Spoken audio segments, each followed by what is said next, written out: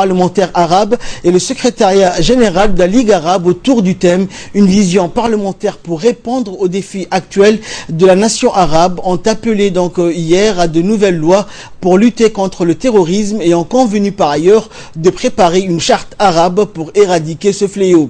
Selon un communiqué publié à l'issue donc de la conférence, un mini-comité composé des présidents des parlements sera formé pour superviser notamment la préparation de ce projet de charte arabe pour lutter contre le terrorisme et l'extrémisme. Les participants ont affirmé par la suite la nécessité d'une solidarité et d'une union entre les pays arabes pour lutter contre la violence et le terrorisme afin de sauvegarder la nation arabe. Insistant enfin sur le dialogue comme meilleur moyen de résoudre les défis que connaît actuellement le monde arabe, les présidents des parlements arabes ont appelé à l'établissement d'un conseil de sécurité arabe, d'une cour de justice arabe et d'une cour pour les droits de l'homme arabe. Et en marge de la conférence, le président de l'Assemblée nationale, Mohamed Ali Ahmed, a eu des entretiens bilatéraux avec plusieurs de ses homologues arabes. Les discussions ont porté sur les voies et moyens de promouvoir et renforcer la coopération entre Djibouti et ses pays frères, notamment dans le domaine parlementaire.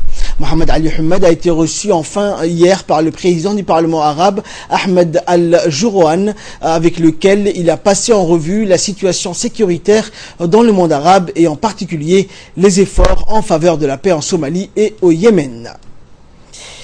Dans le cadre des activités d'assistance sociale, la fondation du Diwan al-Zakat du ministère des Affaires musulmanes, la culture et bien Waf a procédé ce matin à la distribution des dons aux orphelins parrainés par l'association Ariqa. La cérémonie de distribution s'est déroulée dans l'école Al-Hikma, située juste derrière l'UNFD. 120 orphelins ont pu donc bénéficier d'un montant allant de 17 000 à 32 000 francs tous les 3 mois. Ce geste s'inscrit dans le cadre des efforts entrepris par la fondation du Diwan al-Zakat pour les orphelins djiboutiens. Le ministère de l'Agriculture, par le biais du programme Prodermo, mène une expérience pour améliorer le couvert végétal dans les régions de Dikil, de Tadjoura et de Bok. Au total, 6 000 hectares sont mis en repos depuis quelques années dans les 3 régions et la semaine, une trentaine de personnes membres du comité de pilotage qui gère ces périmètres mis en repos accompagnés de quelques touristes de passage encadrés par le staff du projet ont effectué une visite pour échanger les expériences avec le CPL d'Itilou dans la région de Tadjoura pour constater les résultats obtenus sur le périmètre de Gangaragid. Depuis 2 ans, 1600 hectares sont mis en repos et les membres du CPL ont pu voir que le couvert végétal s'améliore. Les mauvaises herbes ont disparu et aujourd'hui l'herbe pousse à nouveau grâce aux techniques de gabionnage, des seuils et des cordons pierreux qui retiennent la terre. Et grâce à la maîtrise du ruissellement et la stabilisation de l'érosion hydrique, le couvert végétal revient sur le périmètre de Gangaragid au grand bénéfice des ruraux qui peuvent d'ores et déjà des aliments pour leur bétail. Les membres des CPL ont félicité les acteurs de la mise en repos du Gangaragid et ont promis de reproduire cette expérience sur leur périmètre de Tadjoura, de Bok et de Dikil et le staff du projet dont l'ingénieur Baragota Saïd qui a promis d'accompagner les membres pour notamment améliorer les résultats dans les périmètres mise en défense dans chaque région. Pour visiter le site de mise en repos de Gangaragid d'Ardarima, qui est à peu près de 1600 hectares, qu'on a donc mis en défense depuis 2 ans, et on est venu un petit peu voir les améliorations apportées. Et comme vous le voyez, en fait, pratiquement, on a des endroits où on a 100% de graminées, et là où on avait des mauvaises herbes en fait, pratiquement il y a 2 ans, c'était soit nu, un sol nu, soit des sols avec des mauvaises herbes qui n'étaient pas appétées par les animaux. Donc maintenant, donc les trentaines de personnes que nous avons appelées vont voir un petit peu, constater comment les travailleurs de mise en repos dans la région des Itilou ont travaillé et voir un petit peu comment ils ont fait les ensemencements, comment ils ont fait les types d'ouvrages qu'ils ont fait, que ce soit du gabionnage, que ce soit des seuils en pierre, que ce soit des cordons pierreux. Et donc on va faire un petit bilan et à la fin de la journée pour que en fait ces techniques ou ce qu'ils ont vu ici à Ditoulou soit profitable dans leurs sites respectifs, à Dikil et à Oubrok. En nouvelle nationale, toujours, et dans le cadre du soutien du président de la République à l'approche des élections présidentielles, à l'instar des autres quartiers de la capitale, le réseau Hil Hormoud et l'association Marwa Hodan ont organisé conjointement à la Corniche, sur la rue de Venise, une cérémonie de soutien au président de la République, Ismaël Omar Guelleh, pour sa candidature aux prochaines élections présidentielles du 8 avril prochain. Cette manifestation de soutien pour le candidat de l'UMP s'est déroulée en présence des membres du réseau Hil Hormoud, présidé par Fathia Mahmoud, et les femmes de l'association Marwa Hodan, ainsi que l'ensemble des adhérents de ces réseaux et associations.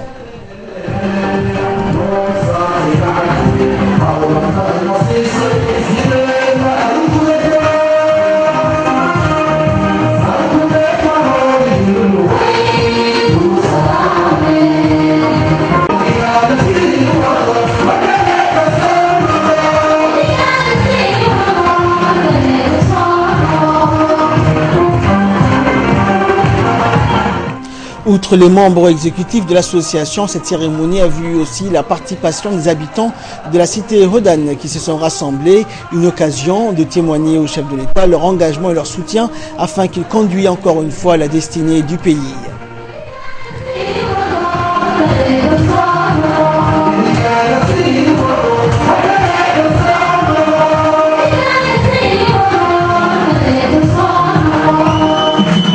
maanta halkana joogo dad badanna way ka naxayaan dad badanna way ku farxayaan waxa leeyahay qof kasto shakhsiyaba xuriyad buu leeyahay xuriyaduna waa waxa u hadlayna weeyaan daanu xuriyad baa leeyahay shalay markaa macaaradka galayay cidna imeygeen aniga lagu heega ku tagay de maanta markaa halkan joogana cidna imey keenin aniga haka soo joogsaday waxa leeyahay cidii ma aragtay halganka waxa ka horeeya qof kastaba waa inuu horta garto ummadiisa wuxuu u qaban karaya waa inuu garto anu waxa gartay inaan ma aragtay ummadeeda u gargaaro anoo u gargaaraya association furanaya oo association unity la yiraahdo dadka masaakiinta dadka caagolayaasha dadka dayarta ee wadankeena ku nool ina u gargaari karayo ayaa gartay baa iri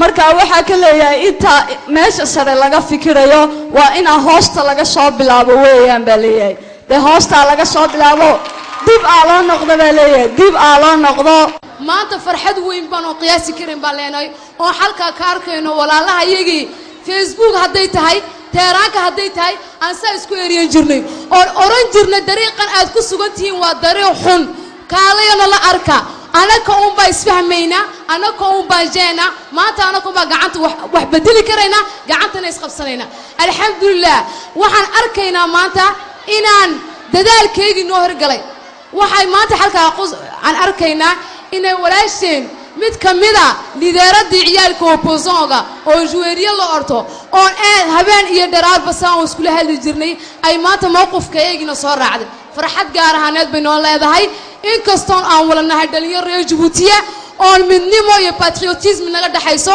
haddana waxaan leenahay hambalyo halka waxaan iskugu imanay galgacaynimada madaxweynaheena iyo oo jeebaan leenahay waan ku garajoonaa aabo anigu hooyooyinkii hodan baan nahay hodan waxa weejin iyaa noo sameeyay bariisaankeena noo sameeyay Ismaaciil Umar Geelle annagoo ku jirnaa aqala kira ah iyo naga soo saaray aqala kira aan bixinayno oo annagu leenahay iyaan galnaa wuxuu ku xujisiiyay hodandee muxuu ku xujisiin doonaa de marka dambe hodan turwaa iyaa gali doona dhasheena gali doonta marka waxa weejin bariisaankeega halka waxaan ka salaamayaa Ismaaciil Umar Geelle iyo marwadiisa marwa khadra maxamuud xayd waxaan u dirayaa fariin salaan kashkiya laabta ka soo gooday hooyooyinkii hodan ka sido hodan adiga dhagax dhigay marka annaguna waxaan ku leenahay caawiye bariba hooyo maxay ahayd Ismaaciil Umar Geelle marka saddexaad iyo marka afraad hooyada hodan way ku jeceshahay way ku garab joogtaan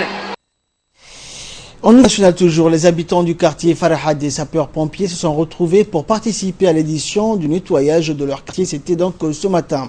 L'objectif était de débarrasser les déchets qui jonchent les espaces communs pour refaire une beauté dans le quartier. C'était aussi l'occasion de sensibiliser les habitants, quel que soit leur âge, à la propreté urbaine, de les faire réfléchir à leurs pratiques et les initier aux gestes éco-citoyens. Cet événement est organisé à l'initiative du comité de quartier Farahad, comprenant les femmes, les jeunes filles et les jeunes, avec le soutien du directeur de la protection civile, le colonel Mohamed Moussa Mahmoud. Tous se sont mobilisés pour cette opération citoyenne. La direction de la protection civile a soutenu cette opération en fournissant notamment les sacs, les gants, les pinces aux participants dans la collecte des déchets et des moyens roulants pour évacuer les déchets. Un peu plus de 40 personnes, femmes, jeunes et adultes, ont participé à cette opération de nettoyage des voies publiques. Sous l'égide du secrétariat d'État à la jeunesse et au sport, la fédération djiboutienne de Kung Fu Wushu a procédé hier soir au CDC d'Ali Sabi à une cérémonie de récompense de mérite pour les meilleurs clubs. La cérémonie a donc débuté avec une démonstration entre le club de Djibouti-Ville et le club d'Ali Sabi. Celle-ci a regroupé une quarantaine d'équipes de la capitale de la ville, Assadjogo. Les clubs ont présenté des démonstrations de masse de Kung Fu Wushu. Ceci est organisé par le professeur Mohamed Ali Omar, ceinture noire 7e degré, expert national de Kung Fu Wushu et aussi l'entraîneur de l'équipe nationale Kung Fu Wushu, Mohamed Ali Omar.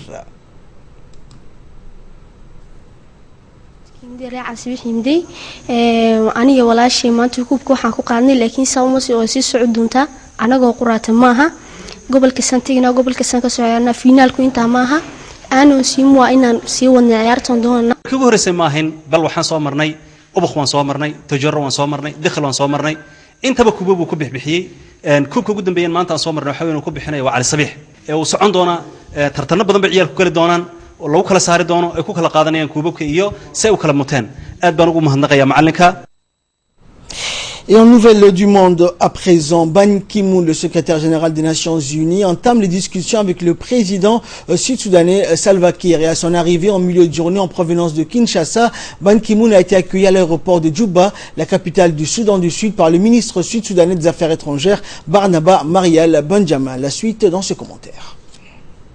Il a ensuite été reçu par le président Kiir, avec lequel il devait évoquer les combats qui ravagent le pays depuis plus de 2 ans et l'application de l'accord de paix signé en août 2015 entre M.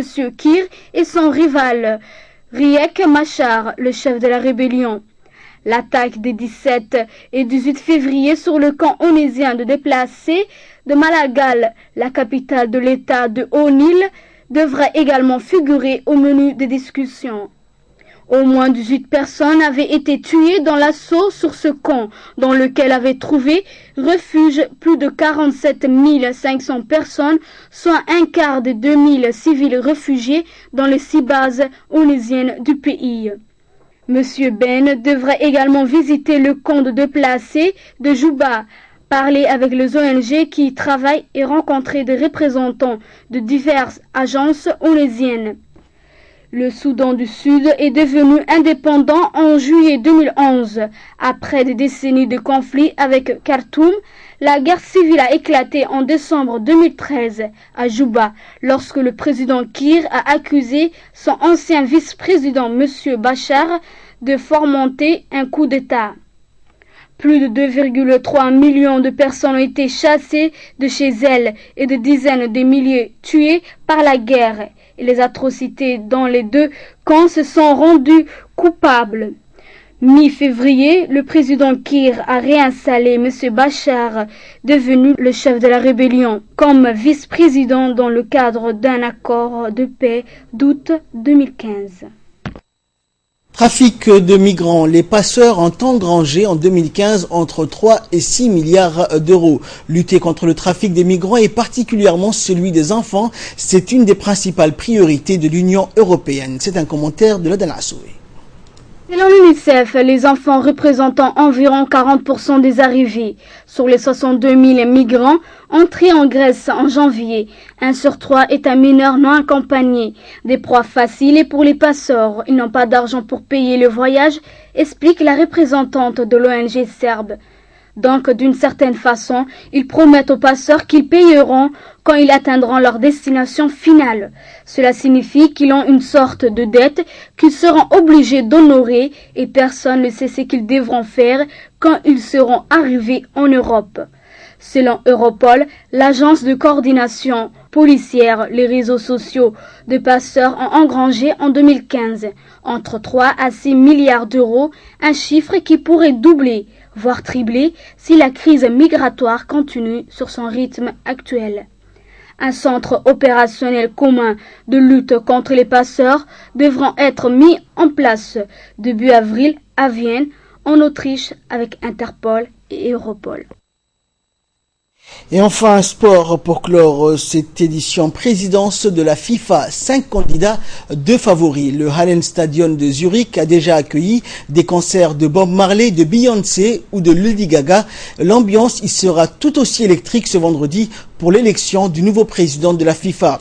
La fédération internationale, secouée depuis 9 mois par des scandales de corruption, cherche un successeur à Sepp Blatter, suspendu 6 ans de toute activité liée au football.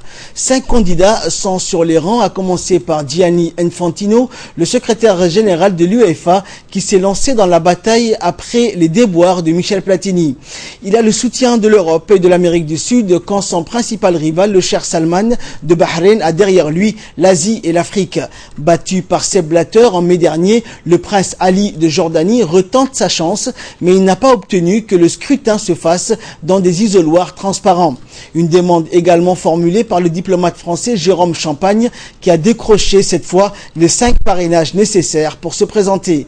Les observateurs ne lui accordent pas la moindre chance, tout comme au Sud-Africain Tokyo Sexwell, ancien compagnon d'une cellule de Nelson Mandela, devenu un richissime homme d'affaires. Et c'est ainsi que prend fin cette édition. Merci à vous de nous avoir suivis. Restez avec nous, nous nous retrouverons dans quelques instants pour le focus de cet après-midi.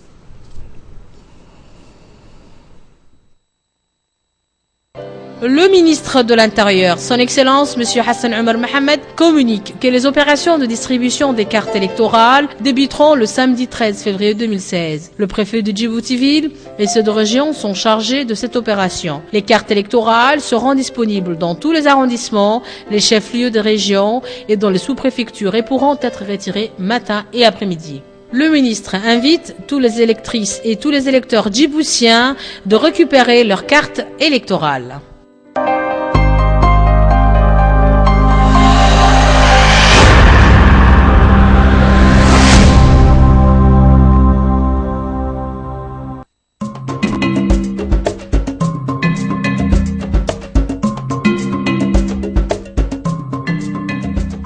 Océania est un complexe d'appart-hôtels, idéalement situé à mi-chemin entre l'aéroport international d'Ambouli et la ville de Djibouti. Il offre des espaces généreux ainsi qu'un confort et des équipements modernes. Conçu aussi bien pour des séjours de longue que de moyenne durée, il répondra aux exigences d'une clientèle internationale à la recherche d'un logement de qualité avec un service irréprochable.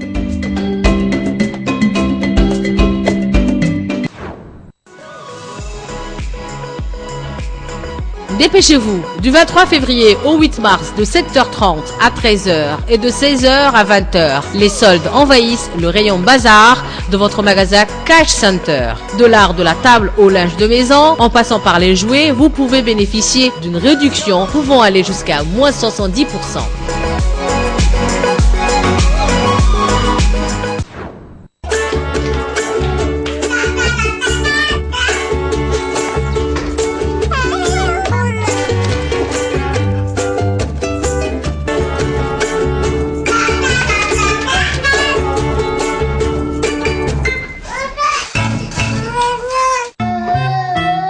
Pour une croissance saine de vos enfants, choisissez le lait Modilac, enrichi aux vitamines et en fer.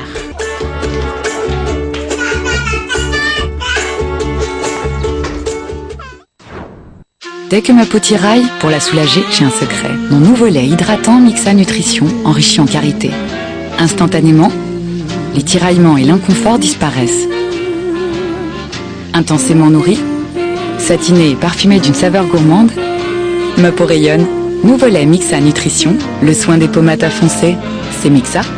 Découvrez la nouvelle gamme des laits de beauté Mixa pour le corps.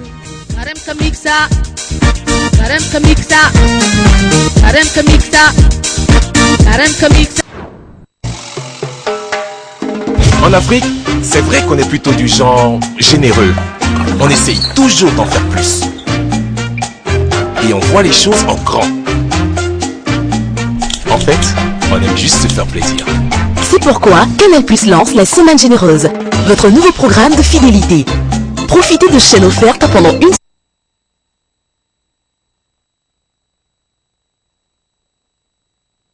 semaine dans vos programmes. Il suffit juste de se réabonner avant la fin de votre abonnement. Avec la Semaine Généreuse, votre fidélité est récompensée toute l'année.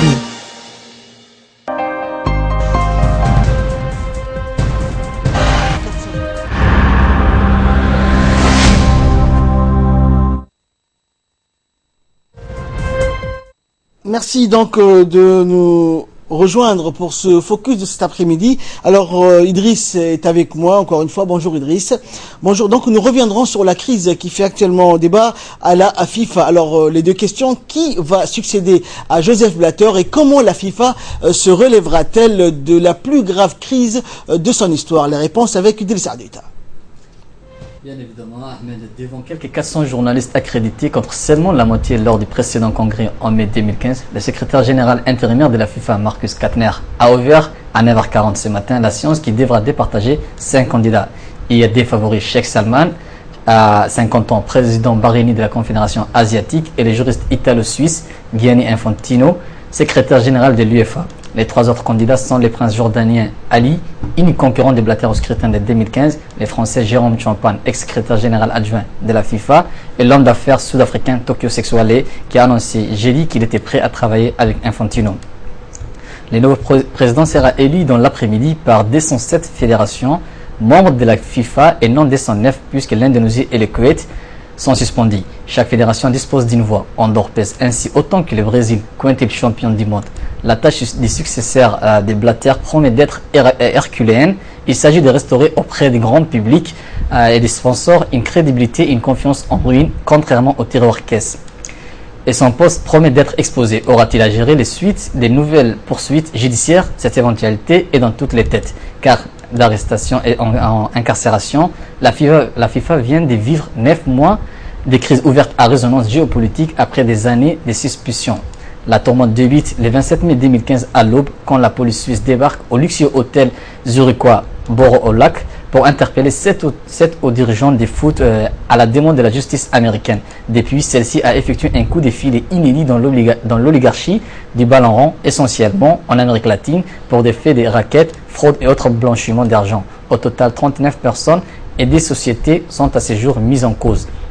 Depuis l'attribution de plusieurs Coupes du Monde a été questionnée, notamment celle de 2006 en Allemagne, qui vaut des soucis au Kaiser Franz Beckenbauer, ou celle de 2010 en Afrique du Sud, autour de Jacques Werner, sulfuré potentat des Caraïbes et ex-vice-président de la FIFA. La justice suisse se penche de son côté sur l'attribution du Mondial 2022 au Qatar fin 2010, qui portait en germe la crise actuelle et constituera l'un des dossiers les plus brûlants sur les bureaux du nouveau président. Depuis, des têtes sont tombées dans d'autres affaires parallèles. Joseph Blatter et Michel Platini, président de l'UEFA, est considéré comme le grand favori à la succession des Suisses avant d'y renoncer, suspendu 6 ans de toute activité dans les foot. Jérôme Valquet, numéro 2 de la FIFA, depuis 2007, licencié et suspendu 12 ans. Après ces coups de balai et au bout de 9 mois de chronique judiciaire, la FIFA souhaite accoucher d'un nouveau départ sur les bases des paquets de réformes impulsés par Blatter et soumis à la ratification du Congrès visant une plus grande transparence et une dissociation des fonctions politiques exécutives. Les défavoris ont chacun reçu le soutien officiel de leur zone d'origine, l'Asie pour Salman et l'Europe pour Infantino.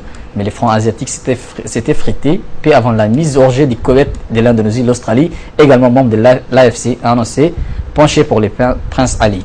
Les États-Unis ont fait de même, alors que le Canada a annoncé son soutien à Infantino, qui a également celui de l'Amérique du Sud et centrale. Les autres pays du continent américain et l'Océanie n'ont pas donné des consignes de vote. Plusieurs journaux arabes s'enorgueillissaient des chances de Salman. Les Arabes sont proches de diriger la FIFA, titrait ainsi les quotidiens saoudiens à Sharq al-Aswad.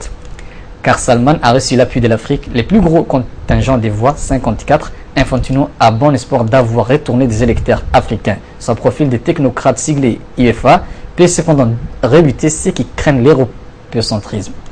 Mais les Bahreïnis lui est fragilisé par les critiques sur son rôle présumé dans la répression des manifestations de 2011 dans son pays.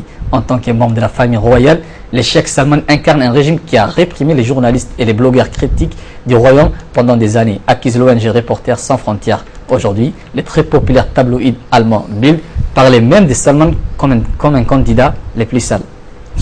Donc voilà, c'était le focus avec Idriss Ayota. Donc la question c'est qui des 5 candidats, dont 2 favoris, remportera donc la présidence de la FIFA ce soir. Nous vous tiendrons informés sur l'évolution de la situation. Merci donc à vous de nous avoir suivis. Merci de votre fidélité. Très bon après-midi à toutes et à tous.